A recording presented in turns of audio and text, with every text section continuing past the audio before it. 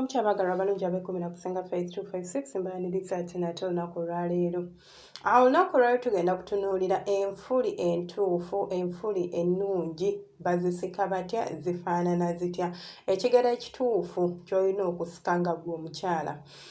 Batutuuka ku bintu by'okukyalira ensiko oba okusika enfuli, abakyala abasinga kati mwabivaako, yadde ebyokwefaako temukyafunza, temukyakola ki. Muyina eŋŋombo egamba nti omusajja ne bw'omukolera ki abajja sitiira bajja kwenda. Omusajja ne bw'omukolera ki kambabuulire mmwe ababyogera ebyo. Nze nno ndowooza mubyogeza butamanya. Munansonyiwa sinvodde wabula njogedde nga bwe kiri. Ndowooza mubyogeza butamanya kubanga kibi nnyo bw'okeera ku makya n'okizuula nti omusajja we ekimuzunza mu bakazi ab'enjawulo ekizibu kiri ku ggwe.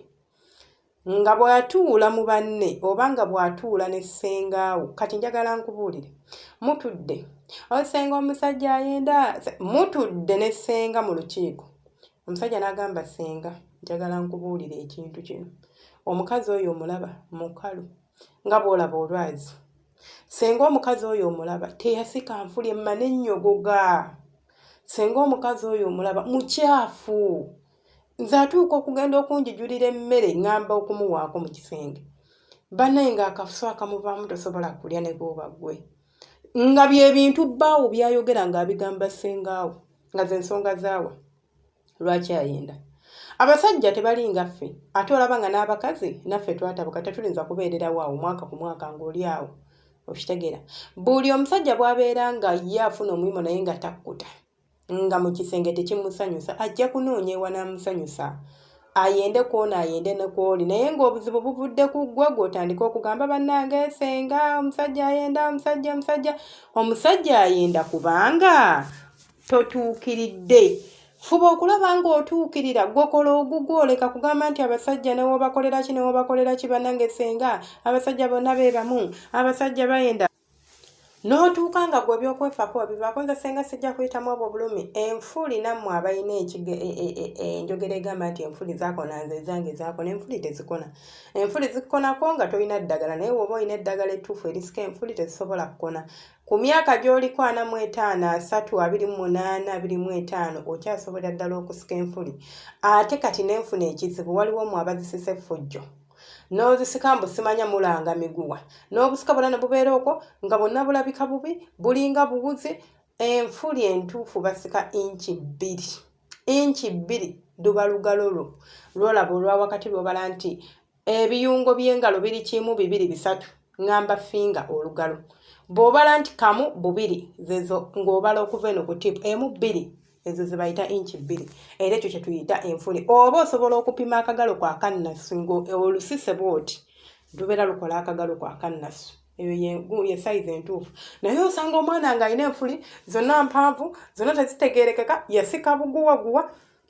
Ate n'ekirala tuba tusika enfuli tosisa ngalo 2, kubanga buli bw'osisa engalo 2 n'okwata ekigalo ekisajja n'ekiddirira n'osika okola akawuzi. Ne kabeera nga kawuzi ate nga kalowere kaba tikalina mugaso. Buli eno bonna bwerippye waggulu ku musino tebulina kibugenda kukuyamba. Enfuli ezo zituyambako okukuuma bbugumu nabagamba, okwongera obwagazi ku mukyala, naye okuuma ebbugumu olina okuzisika ng'ozikkiriza wansi ku kituli. Wano ewali emmana oba ewali nnabunnyaayaffe. Buli bw'ozisika ng'ozikkiriza wansi eyo kigenda kuyambako okubeera ng'okola ki?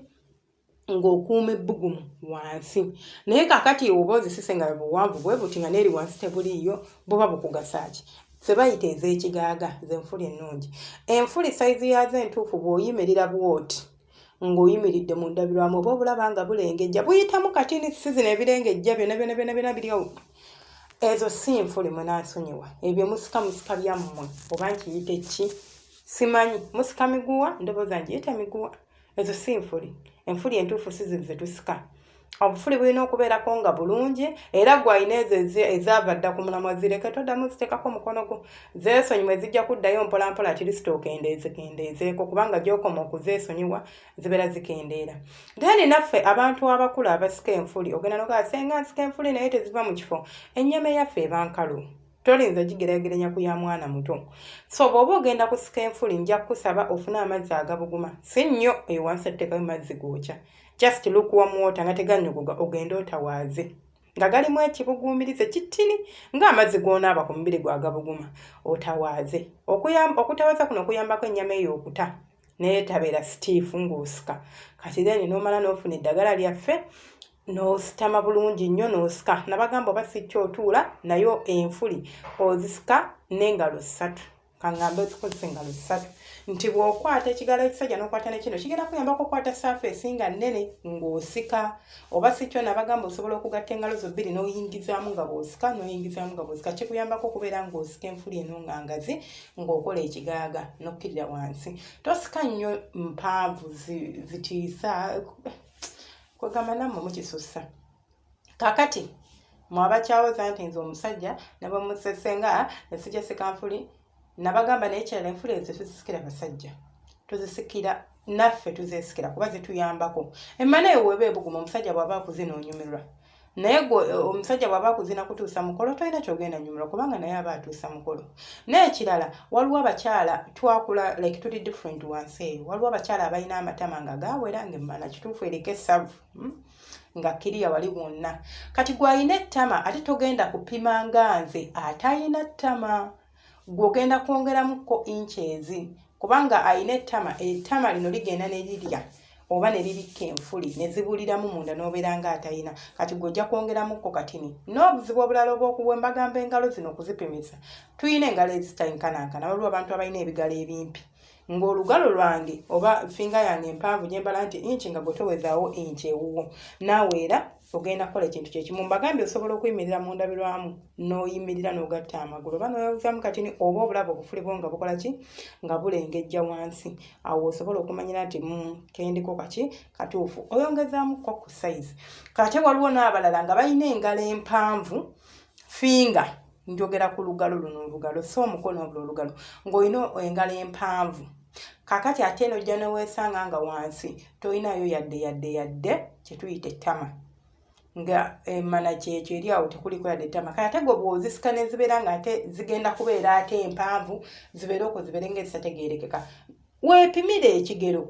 Nze nkuwadde ekigero ky'olinza okupimirako ng'omuntu. Kino sirina kisukka wano mba muwanvu nnyo ate wano mba mumpi nnyo. Okitegedde? Ze enfuli ennungi ezisanyusa omusajja okutunulako. Musika enfuli omusajja n'azituukako n'atya n'okutya.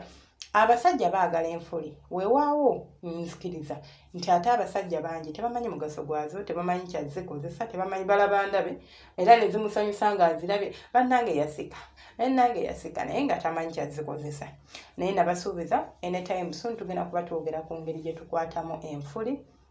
Nga tuli mu kikolwa kyaffe ky'okwezina era gwe atanaba kubeera ng'osubscribing obeere ng'otwegattako so that wenjisuulirayo vidiyo eyo togisubwa. Gwe subscribing eddayo bale kwekuumirako ate gwe sharing okola kyattenda commentinga mukama kumpeera omukisa alikinga. Thank you so much.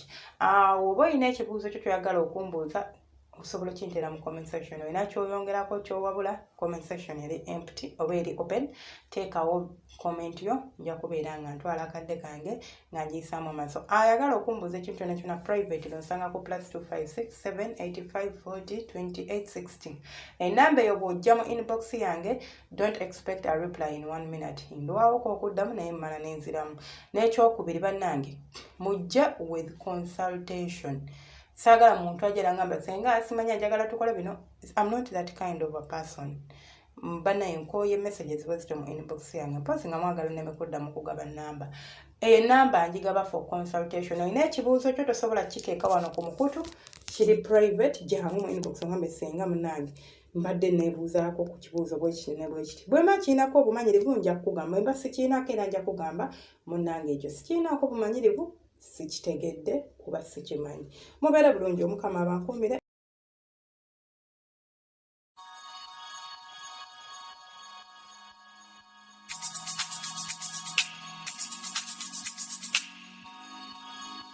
Yeah.